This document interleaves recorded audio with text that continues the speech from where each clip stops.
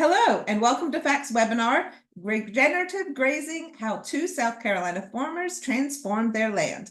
Our guest presenters for this last webinar of the 2023-2024 season are Don Jackson and Corinne Wright. I'm Samantha Gasson, FACT's Humane Farming Program Manager, and I will be moderating this session. Thank you for joining us. Before we dive right in, let me take a minute or two to do a few quick introductions. Food Animal Concerns Trust, or FACT, is a national nonprofit organization headquartered in Illinois that works to ensure that all food-producing animals are raised in a humane and healthy manner. We accomplish this by supporting humane farmers through our Humane Farming Program, promoting policies that make foods from animals safe and healthy to eat through our Safe and Healthy Foods Program, and generally help consumers make informed food choices. Please visit our website at foodanimalconcerns.org to learn more about all of our farmer services. At this time, I'm very delighted to introduce our esteemed presenters, Don Jackson and Corinne Wright. Don Jackson, along with his family, raised certified animal welfare approved and certified grass-fed cattle and meat goats on their 155-acre farm in Lawrence County, South Carolina. The owners have managed and operated their farm using regenerative agricultural practices for the past 12 years. Don is a mentor with FACT's Mentorship program, and he has served as a former board member with the National Grazing Lands Coalition and the South Carolina Forage and Grazing Coalition. Corinne Wright is a first-generation farmer rancher from Easton, Massachusetts, married to a fourth-generation cattleman from northeastern California. Trey, the couple purchased. Trey, sorry, I'm not paying attention to punctuation. The couple purchased a forgotten forest in 2020 and quickly spent $15K on herbicides and fertilizers. Searching for a chemical-free farming option, Corinne stumbled upon regenerative agriculture and applied for a mentor through FACT. Partnered with Carbon Cowboy Don Jackson as a mentor, Corinne and Don quickly became friends and bonded over their passion for regenerative land management and livestock practices. The pair is working to bring an other than conventional mindset to new and beginning farmers in South Carolina. Corinne is an active duty Coast Guard officer. We're very lucky to have two of my very favorite people with us today to share their experiences and expertise. So without further ado, I will turn the floor over to you, Corinne and Don. Please take it away.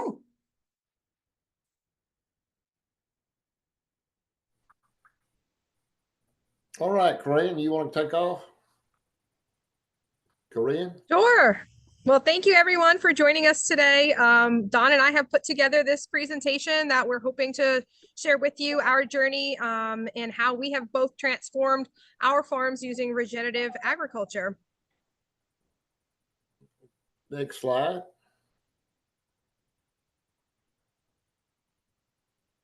Just take a look. Okay, next slide, please.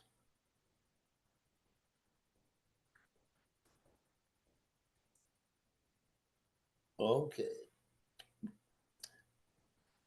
Let's go to the next slide. Don, why don't you give a little background on yourself? Okay, I can do that. 15, 20 years ago, when I first got into cattle business, I was strictly conventional. And my son, which went to a liberal arts college, said I was going broke, and everything was wrong that I was doing, and that there would never be any kind of profit or any kind of happy environment the way I was managing the property. So we talked and fussed and fought for 18 months, and he asked me, he said, "Dad, just try rotational grazing." I did try rotational grazing. I bought reels and posts, strips, and when I saw the results of just rotational grazing and managing my rotation and my forage without overgrazing, the light bulb came on. And I said, "Hey, there's something to this."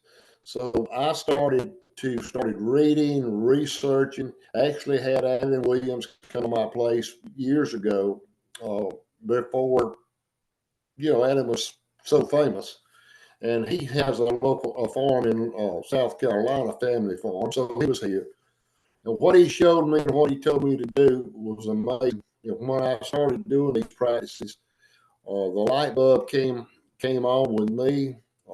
I became passionate about soil health, and I continued doing the practices. I made every mistake there was to make.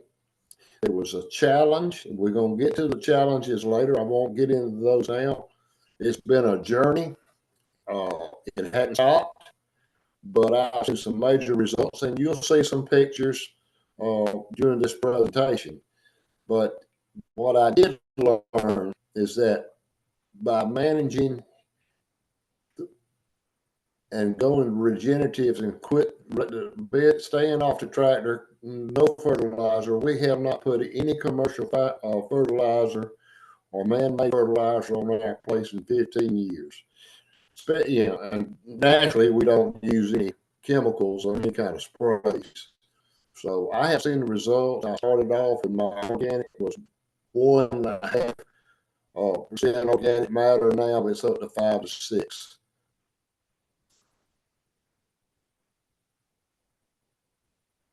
Okay, we want to go to the next Don one. is also featured.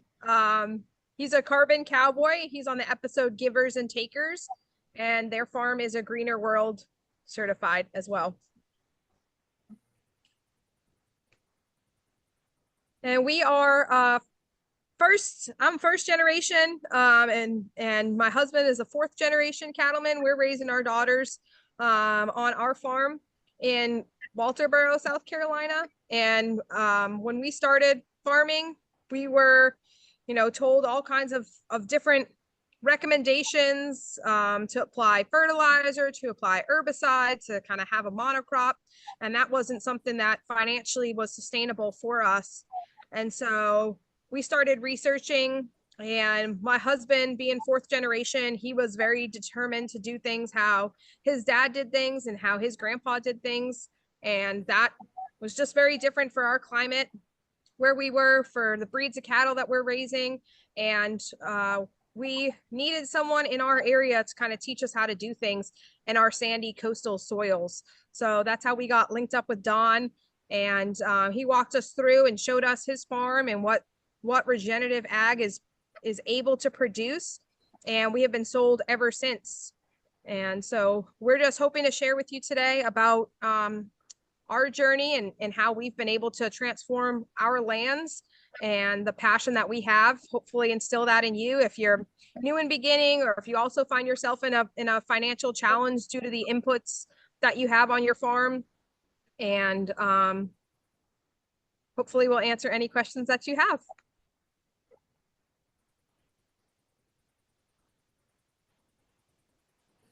This slide just shows you what regenerative agriculture is. You can read it. Bottom line with regenerative agriculture is that it's unique to your environment, and you have to adapt. And that's what Corrine and I both learned, is that there's not a set of practices.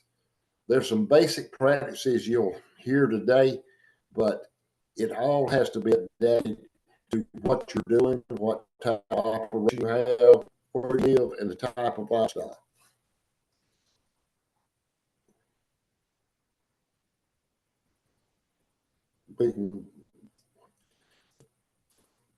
This is just a picture of my place now on a little bit of some open land and some forage, and we just threw that in.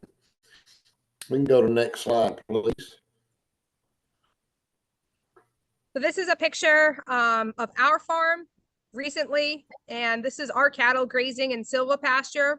And we will have quite a few before and after pictures to show later.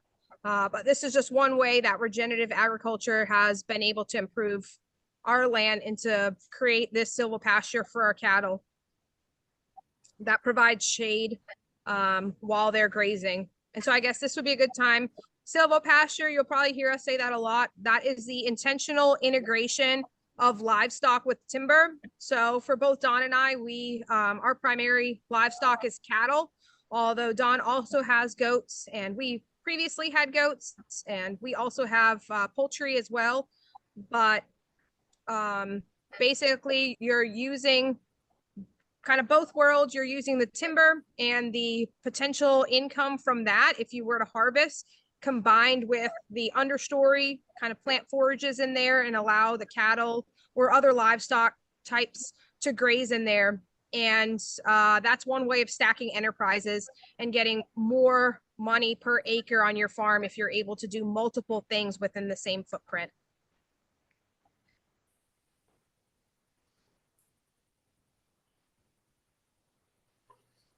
These are basically anybody on this webinar I would assume knows the benefits of regenerative practices.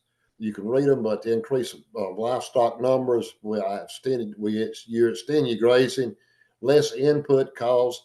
I've cut my hay cost in half. I do not provide any supplement to my cattle, and definitely the inputs are down. I don't buy fertilizer, and I don't use chemicals. So only thing you can do in business, you can't control the cattle market, which is extremely high now, and it's high. But a producer can only you can't control the cattle market, but you can control your inputs. This is one big benefit of regenerative. The improved forage quality of regenerative is unbelievable. When you improve your forage quality and diversity, you improve the livestock health. Basically, when you do the rotational and you learn the stocking densities on when to move, when not to move your cattle, you improve the soil health. The increase of organic matter is your baseline, and see what you're doing with your soil. I have seen big results. I'm in the Piedmont, South Carolina, and we have what we call wet weather ponds. We don't have, so what happened is that a lot of ponds were made just to catch water from runoff, which that's what it was. But once I started rotational grazing and started regenerative practices, I found that my ponds were going down, and finally it hit me that I was not putting my water into the ponds because it was going into the ground with improved water filtration. So that was the one that really made me get all jacked up, because I looked at the pond. I said, there's a leak in the dam. Well, we researched it, wasn't. Then it hit me that my water and my rainwater was going in the ground. Right now, I do not spray. When I first started these practices 12, 14 years ago, I was loaded with dog fennel, horse nettle, and thistle. At this point, I've sprayed, and I do not have thistle or dog fennel, just through nature. I've seen a big increase of biological life, ladybugs, honeybees. It's just amazing on the biological life. And I've seen this regenerative grazing and regenerative practice. I said, waking up, listen, I'm from South Carolina. I'm going to do the best job I can talking. I saw some people from Saluda. Welcome to Saluda people. They can probably hear me. But we're seeing regenerative increases your prices. I mean, weather extremes with drought. Drought is, we have drought now. They call it drought. Be ready for drought. You need to be prepared for drought. We have that is a common practice now. Hey, Don. Yeah, what do I need to do? Try turning off your video, and Corinne, try turning off your video to see if it helps. You're just, the connection's not great. You keep coming in and out. So turn off your video and now see if that helps a little bit. Thank you, Ann, for suggesting that. Is that better? Is that better? So far it is. Let's see how it goes. Is it better? So far. Okay, good. Okay. So far, so good. So what happens is that with the drought, I have extended my neighbors that's not doing regenerative practices. I see I have an extension before I have to buy any hay 2 or 3 months before, later. So these are the benefits. Now, and there's other benefits, and I think it's a personal satisfaction. We can go to the next screen, please.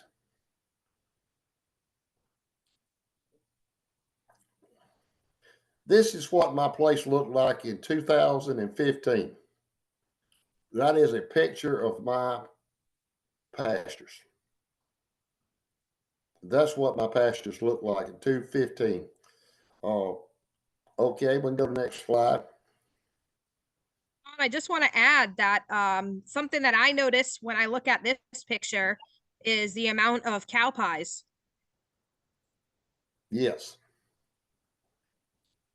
It's just, I was free grazing. Just turn them loose.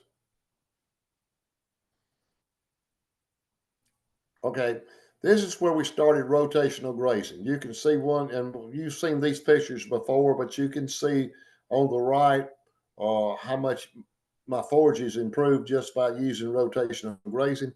They were just moved to the left. We can go to the next slide.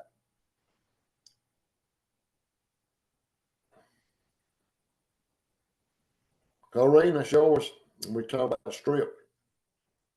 Yep, and this is just an example of rotational grazing on our side. I don't think in Don's picture that you could see the fence or the hot wire that he used, but we use single strand hot wire. So they had just moved here also from the right over to the left. And Don, can you just talk a little bit about the cow pies and what you see now with rotational grazing?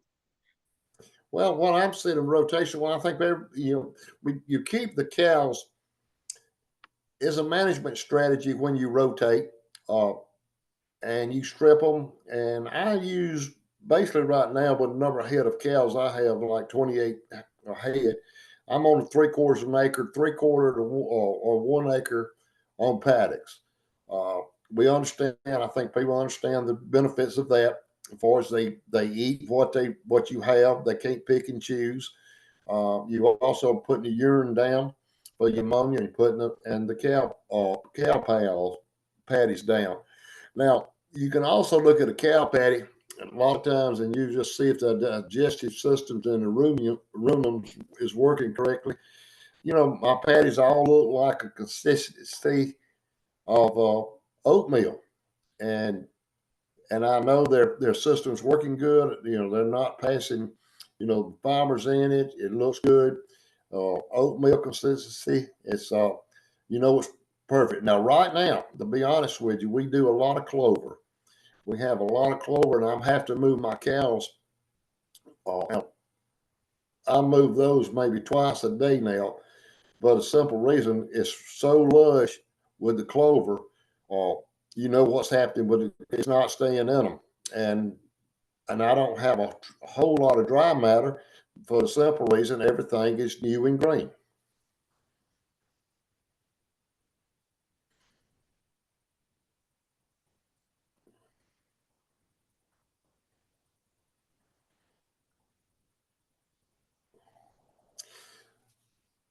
Now, here we are on the screen here, and Corrine and I both will jump in here on this slide. This was the biggest challenges that I had, and Corrine, and we discussed this before we did this slide. Regenerative grazing and regenerative ag practices is a mindset. You have to change. You have to believe in it, and you have to change your attitude. The biggest problem, not a problem, but the biggest, it's tough and it's labor intensive. When you go to regenerative practices as far as rotational and doing it correctly, it's very intensive. It's very time consuming. And right at this time, with my age, it's very difficult to find any labor or find anybody that likes to work on the farm. Planning has been one of my biggest problems. The number and type of livestock right now, I run. I'm blessed to have the type livestock genetics for grass fed. I run, Herefords with a South Pole bull. My Herefords are Thrash genetics, which is I'm very fortunate to have. You're planning, you got to plan your forage diversity. I did learn this. I was doing, reading and studying and talking, considering annuals.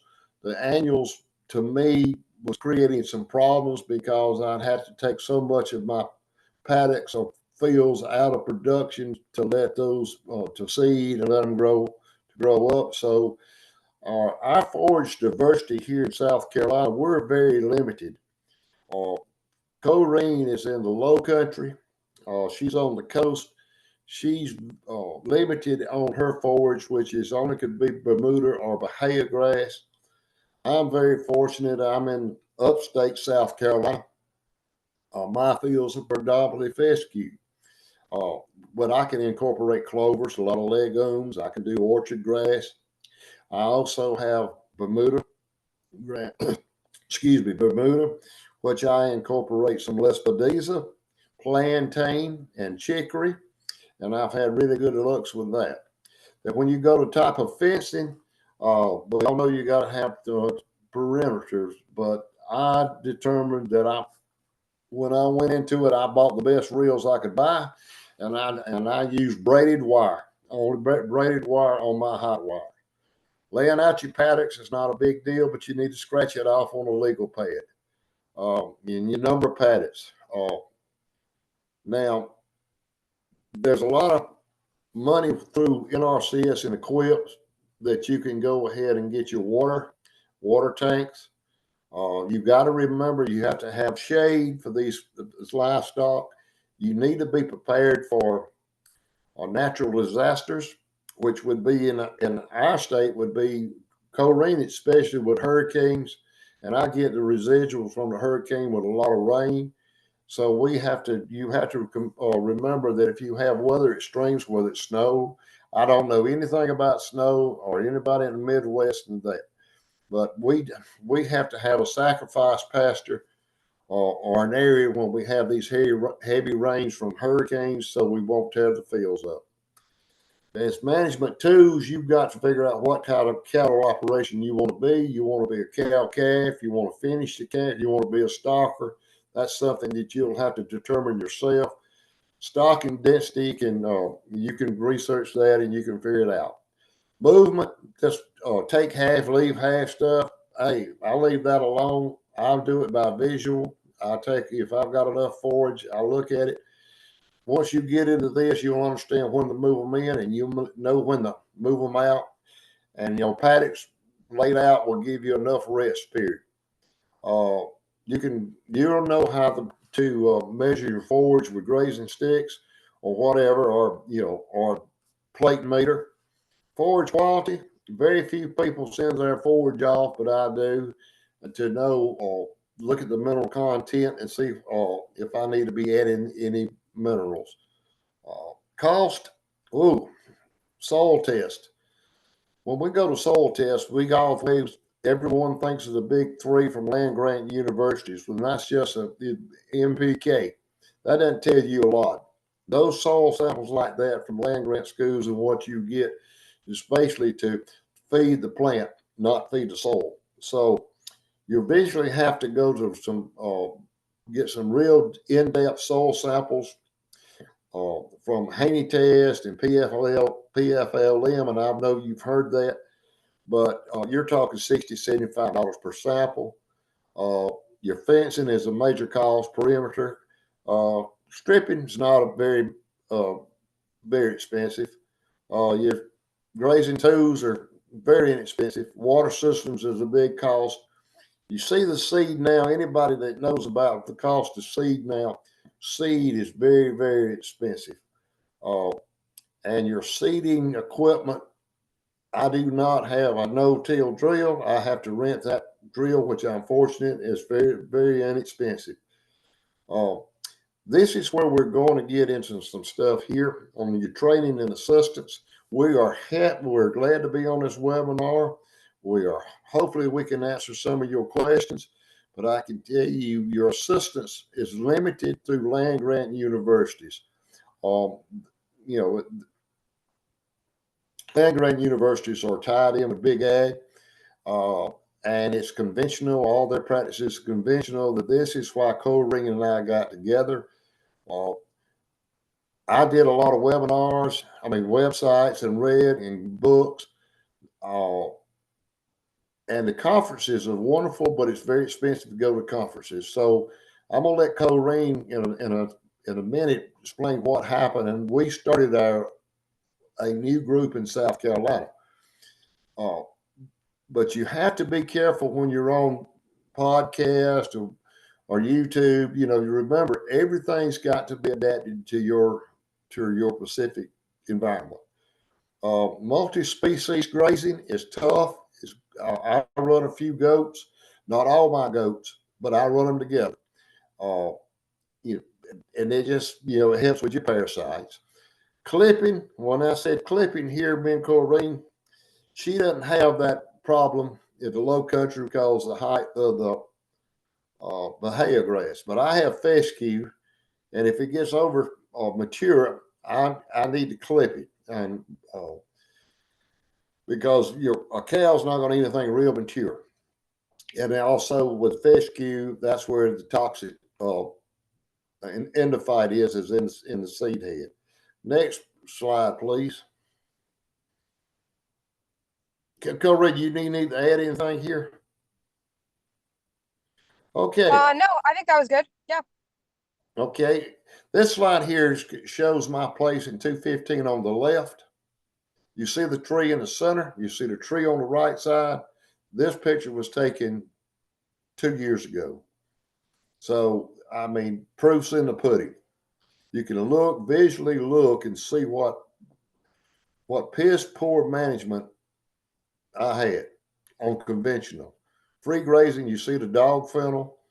You can't see the horse nettle. And you can see on the bottom right, when I first started stripping, I don't know why, I started stripping. You see the wire polybar, but I had to start somewhere.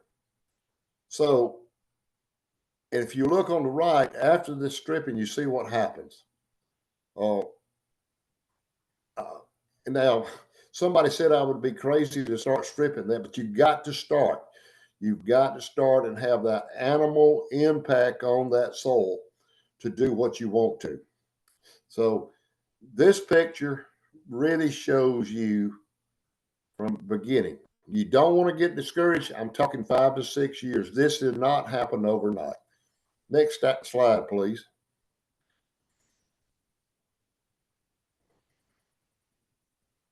Corrine. So this is a similar contrast on our place.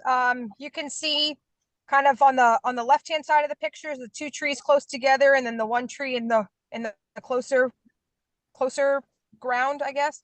And so we have used cattle to transform our silvopasture. And I see there's some questions in the Q&A, which we'll get to. But this is how we are using cattle. And obviously what you see on the left is not somewhere that you think you should put a cow, maybe. It's not a traditional pasture like you would see driving down the road where you see, there's no trees, it's just all pasture.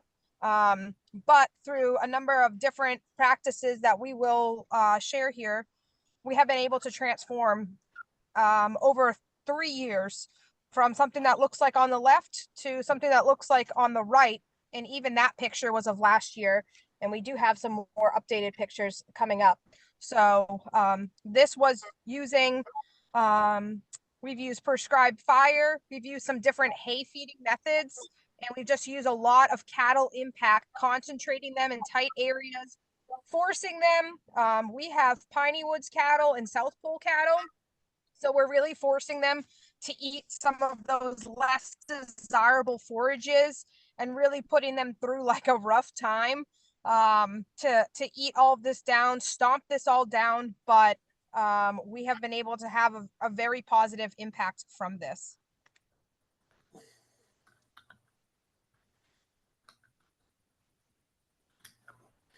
Okay, this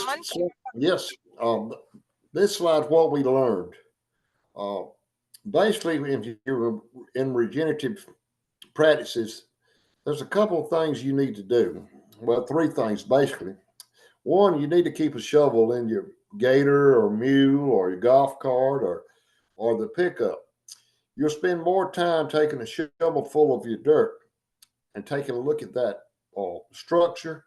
There's some indicators on soil health that you can use, and it's We'll talk about the soil. You can take a shovel.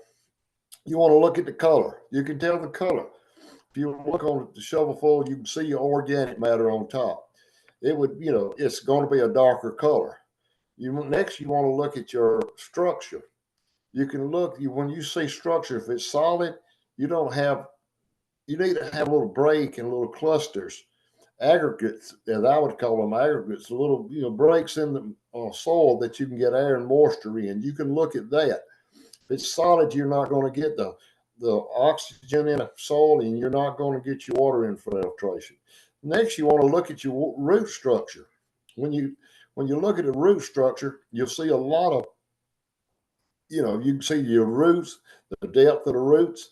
If you're when you're walking the fields and pastures, you want to pull up say a weed, if you think it's a weed or anything, pull it up and look at the root structure. You look at the roots. One thing to show you about compaction is you'll have a J root. The root will go down so far to the hard pan and turn and make it like a J. It'll turn to the 90 degrees. Well, that shows you how deep basically your soil is before it hits the hard pan. Then you want to look at your biological activity. You want to look in, if you turn it, say, an earthworm, then you're on top of things.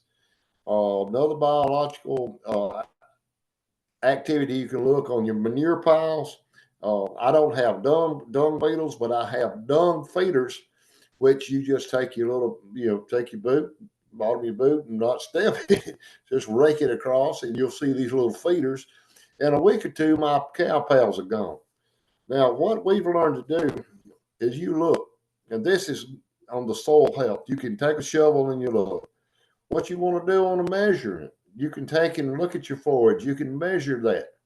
You can look at that forage. You can take a yardstick and look. You can take a grazing stick. You always want to touch. You want to take that soil, and you'll take that soil up and look at it, touch it, and look at that aggregates and feel it and crumble it and see if it's doing its job.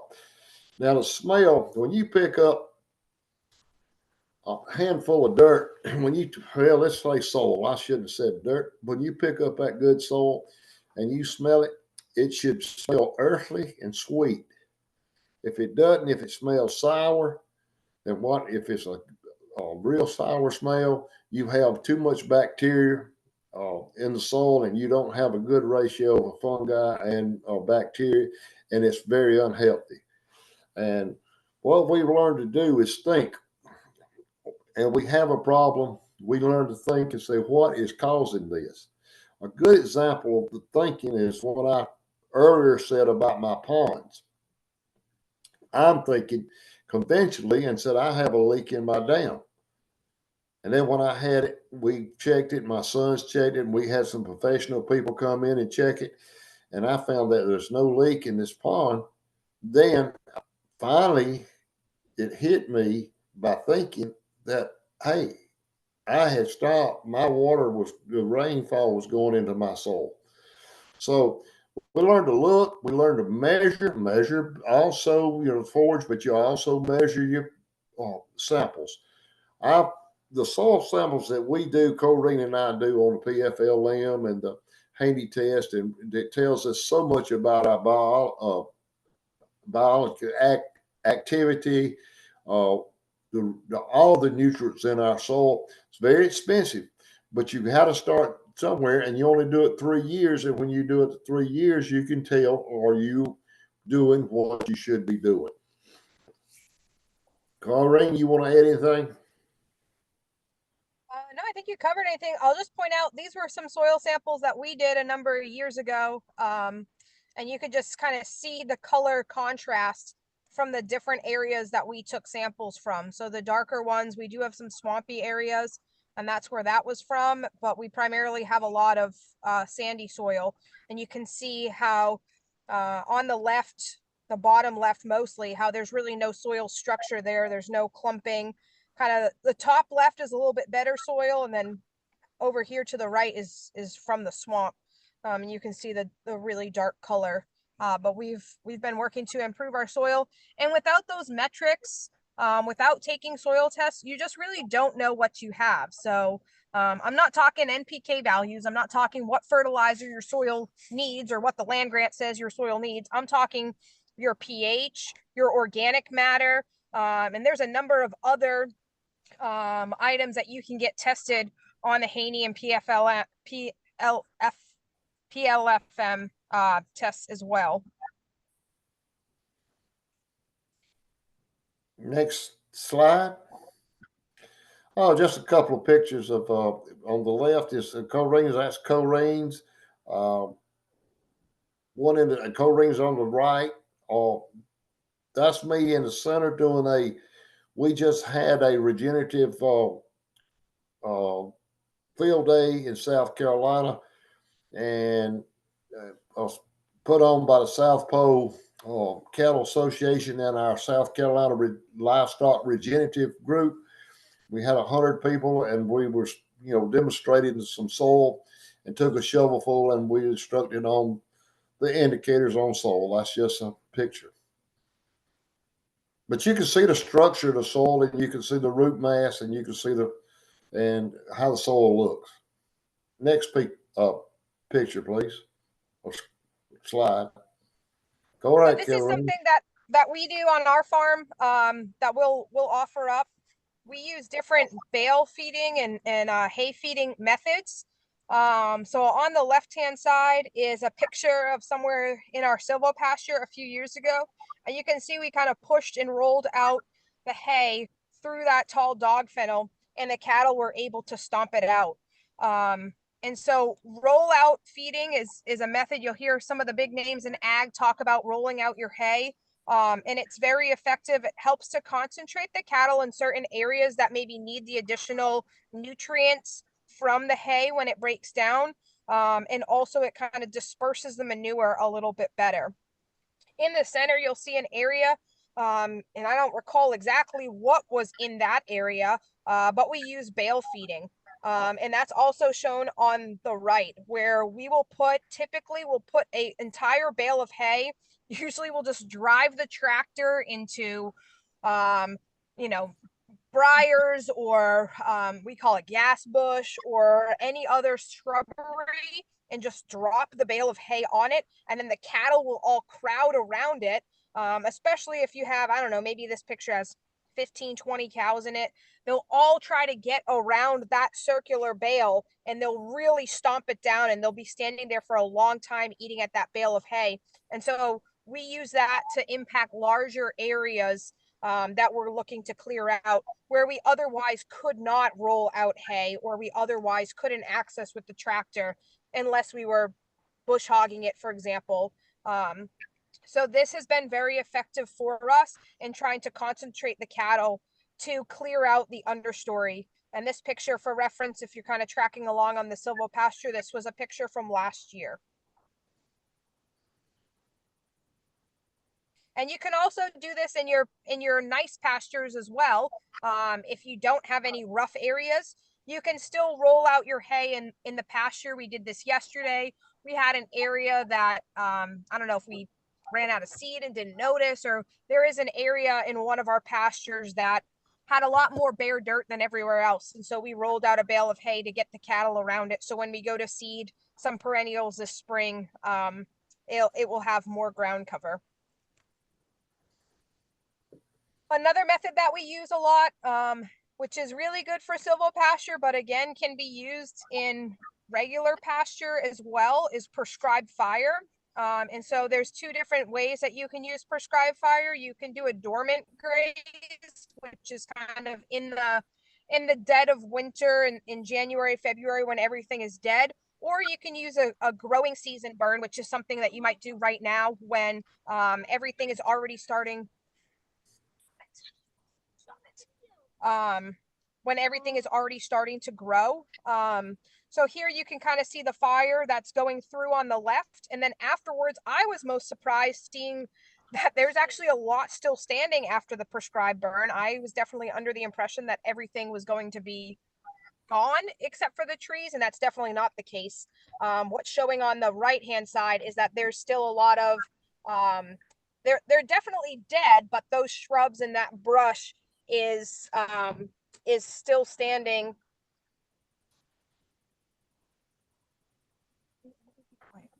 Sorry, having child difficulties over here. Where a lot of that shrubbery and brush is still standing, and eventually it will get knocked over. Again, using the cattle and having them graze through the forages that are naturally coming back up, they'll knock over everything that's dead and help to clear that out. We alluded to a little bit earlier on the multi-species grazing. So these are just some different pictures for us on our farm because we're not using fertilizer. Last year we employed some chickens and ducks. And you can see it, these are some chickens on the left-hand side. We put them in a chicken tractor and move them over the areas that needed a lot of nitrogen. You can see kind of the grasses all around it were a little rough. And this is probably about a year ago last year. So things should have been growing a little bit more than they were. So we got the chickens out there, and we also got a group of ducks as well. We did meat ducks, not the ones pictured, but we did pecans, and we were able to concentrate them as well. And it was really night and day, just the color after that nitrogen deposit from their manure was night and day, so much more green and vibrant. And we just held the cattle off of that area for a while the nitrogen was absorbed and regrew. We also had a herd of boar goats for a while, and we were attempted to keep them contained in an electric fence, which was not successful for us. They ended up just getting out of everything we tried to put them in. But we would put them in rough areas like this, even ahead of the cattle, and they would actually eat the cambium layer, the outside bark layer, off of those sweet gum saplings. And then when the cows came through a couple weeks later, the cows, the trees would be dead enough that the cows could knock them over. So we really use the goats to tag team with our cattle and change the landscape. Don, I think this is close to the end. Did you have anything to say about these couple of topics? On multi-species grazing, I use the goats because of meat goats, but I try to run the goats with the cows. Since I don't have the weed problem that I used to, basically what they're doing is that the parasites that live in a cow will not live within a goat, and vice versa. Naturally, I don't have with the regenerative and grazing practices, and then endophyte infected fescue, which I still plant Kentucky 31. What happens?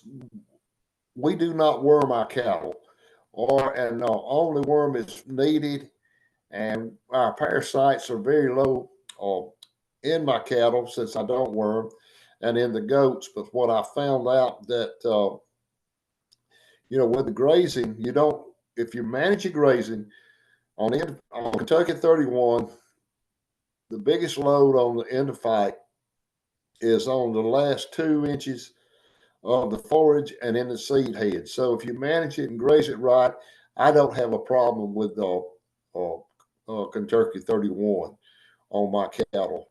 But the multi-species has helped me contain my my parasite loads. I just don't worm. I hadn't wormed in a couple of years. Goats or cows. Yeah, absolutely. And I think the rotation helps with that as well, because you're moving the livestock off their feces and you're not allowing them to graze down to the dirt. In those, which is where those parasites live. So I did just want to offer some of this stuff, especially for new and beginning farmers, can be expensive.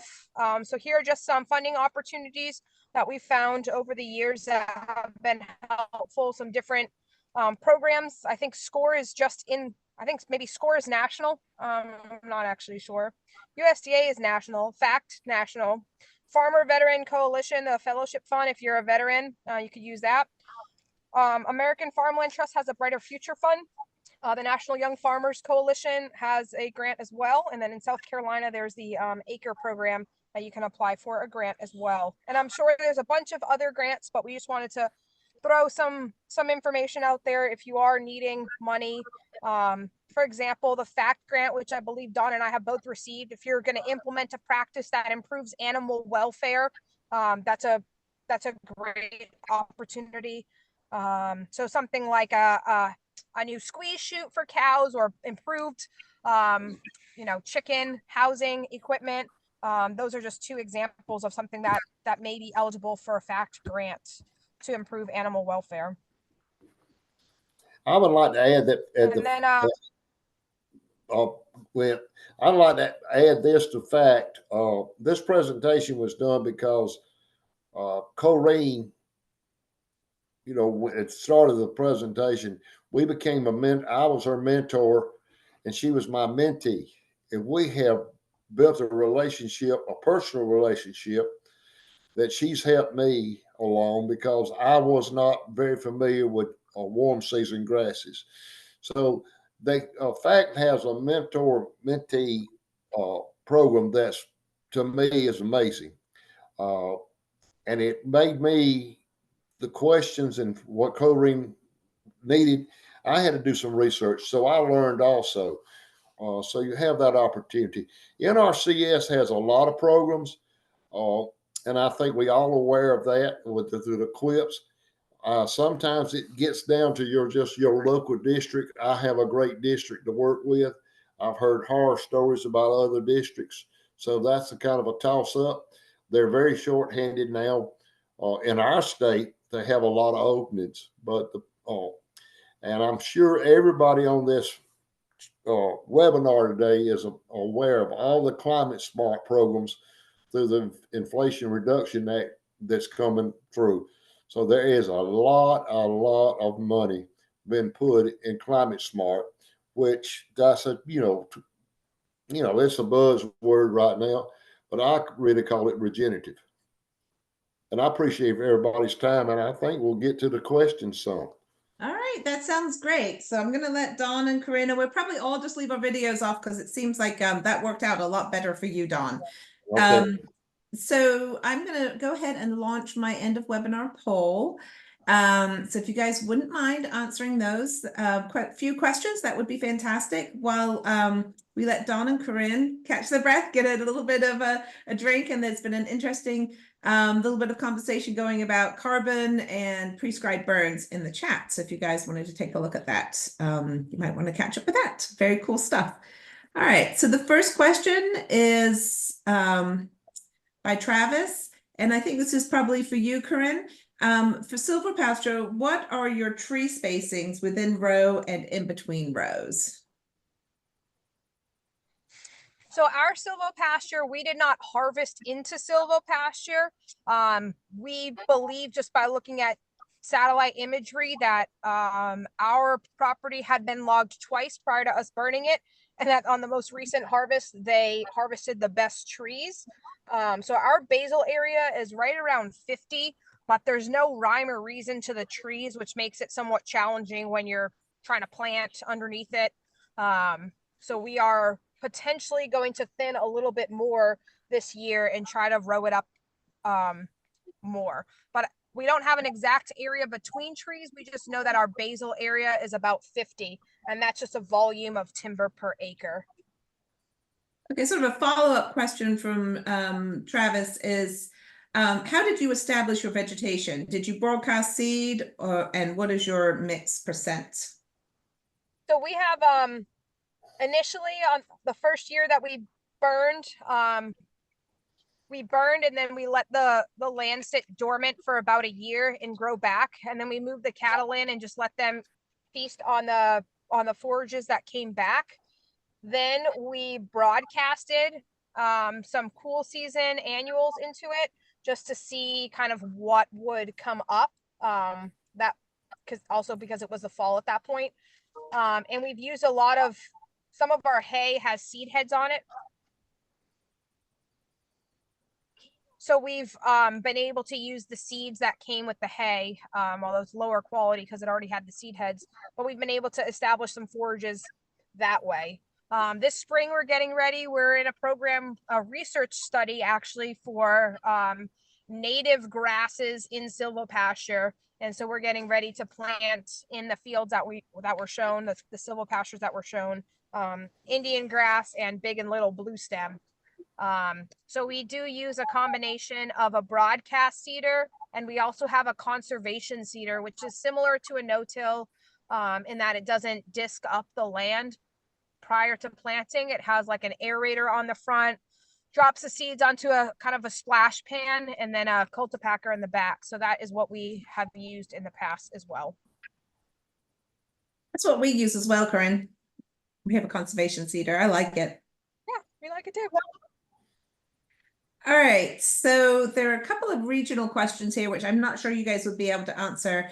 One of them is asking about mentorships in Arkansas. They're near to Branson, Missouri. So if anybody in the chat is in that area and knows of any mentorship programs, please put it in the chat for Craig.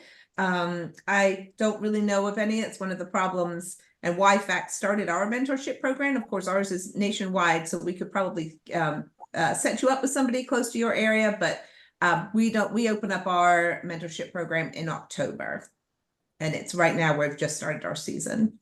Anne asks about the Carolina Farm Stewardship Association.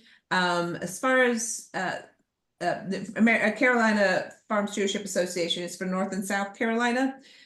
They do a lot, I think, with more vegetables rather than livestock. I don't know, they don't really offer a lot of like technical assistance. We're not.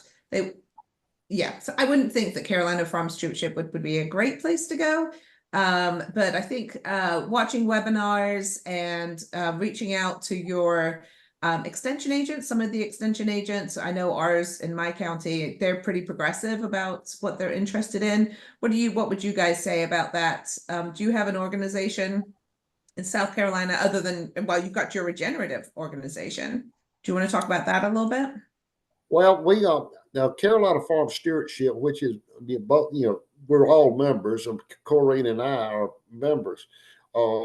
Their executive director, Roland, they know they have a need for livestock producers, and I think they are starting some programs. But right now, it's pretty much vegetables and fruits, and so now the question is, let me see if I can go back to that.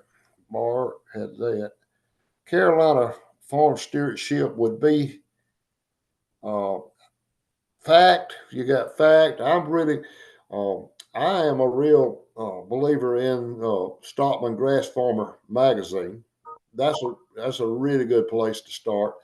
With if you don't take Stockman Grass Farmer, you should if you want to be in regenerative. They cover all the basics. Okay. Now you, Sam, you mentioned something. And I try to hit on it a little bit, but you just got to do your own research, really, and without going into any detail or anything I shouldn't. Just use the Stockman Grass Farmer. Use these webinars and that. Okay. Now, what's the next question we had? I'm trying to follow. Mark is asking, so what you were saying is doing the adaptive management based on your observations. In other words, you aren't doing the same thing all the time? That's right. Clarifying question? Yeah, that's a good question. There's so many, when you saw the rotational grazing, you have, and Mark's aware of it, you have intensive, you have adaptive. I try to, at my age, I could do a better job of, rotational grazing because I started off, trying to make pretty paddocks. I was analytical. I want everything squared, like this, which is not. So what I have done, Mark, I have already used some of the quit projects to do some cross fencing, and I, the cross fencing with some of my larger paddocks, and then I use the reels. But you have to be the perfect way to do it, and I know where Mark's coming from, it has to be adaptive, because when you look at your environment, if you have a drought, you have a lot of rain, you need to move them based on the forage, what forage you have and what's available. We have seen some stuff coming through our climate smart programs that Corrine and I are involved with our land grant university here on rotational grazing, which we're into, and you get paid for it. They actually don't go to that.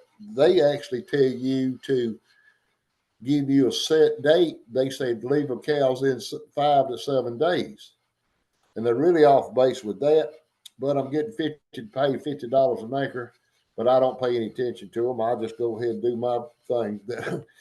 But Mark's right. It's based on your forage. When I told you on that slide, when your site, you need to have a visual. You need to move them before they get it grazed down, and you got to have enough for to have a good quality forage before you move them. It is very intensive. So when you start reaching out to rotational grazing, there's a lot of information out there, but there's several different practices. But the minimum is to start rotation and put a hot wire and don't leave the gates open. All right, so there's actually several questions from people who want to actually get in touch with you, Don. So are you okay with me sharing your email in the follow-up email? Your email address in my follow-up email. I saw that, and you're anybody's more than welcome. I saw there's some people in Saluda County. I'm in Ware Shows. I have a Ware Shows address. Saluda people, I'm right here at them. But anybody would like to visit my place, I would more than welcome them to come. I'd like to share. I'd show you my failures first, and I just don't. I would like to share where I've messed up, because I can tell you what not to do because I did it. But you're welcome to come here, look at the cattle, look at the genetics. Look at what we're doing at forage, and we'll take some shovels and we'll turn that dirt. All right, that sounds great. Please share my cell number or email. It doesn't make any difference. All right, I will share in the follow-up email your email address. I'm not going to share your cell phone. You can give that to people as you want. All right. So we're basically coming to the end of our webinar today. This is our last webinar of the season, which is a little bit crazy to think about. I'm always a little bit sad. I'm sort of relieved because I get some extra time back, but I'm mostly sad. So a couple of housekeeping items before we sign off today. A recording of this webinar and the slides will be available within the next few days, probably by the end of the day today. These documents will be archived on our website, and I will email them to you. We also have, we're going to have some great webinars coming up next year. I know it because I've already got some scheduled. But if you have any suggestions for webinars that you would like to see, please email me, and I will do the best I can to get a good presenter to cover that topic. So a huge thank you to Don and Corinne. You two are just absolutely fantastic, and I love what you guys are doing together. And I love the fact helped you get there.